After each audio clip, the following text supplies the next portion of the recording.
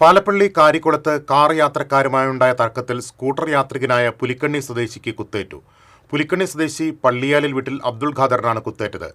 കഴുത്തിലും വയറിലും കുത്തേറ്റ അബ്ദുൾ ഖാദറിനെ തൃശൂരിലെ സ്വകാര്യ ആശുപത്രിയിൽ പ്രവേശിപ്പിച്ചു.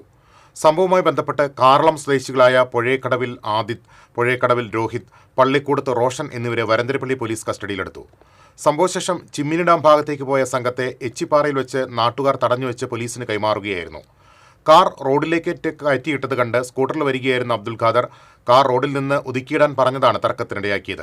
കാർ ഓടിച്ചിരുന്ന ആദിത്താണ് തർക്കത്തിനിടെ കത്തിയെടുത്ത് അബ്ദുൾ ഖാദറിനെ കുത്തിയത്. സംഭവം കണ്ട യുവാവാണ് സമീപത്തുള്ള പെട്ടിക്കടക്കാരനെ വിവരമറിയിച്ച് ഓട്ടോയിൽ കുത്തേറ്റയാളെ വേലുപ്പാടത്തെ സ്വകാര്യ ആശുപത്രിയിൽ എത്തിച്ചത്. ഇതിനിടെ സമീപത്തെ തോട്ടിൽ കൈ കഴുകിയ ശേഷം കത്തി റബ്ബർ തോട്ടത്തിലേക്ക് വലിച്ചെറിഞ്ഞാണ് പ്രതികൾ ചിമ്മിനി ഡാം ഭാഗത്തേക്ക് പോയത്. വലിച്ചെറിഞ്ഞ കത്തി പോലീസ് കണ്ടെടുത്തു. ഫോറൻസിക് സംഘം സ്ഥലത്തെത്തി പരിശോധന നടത്തി.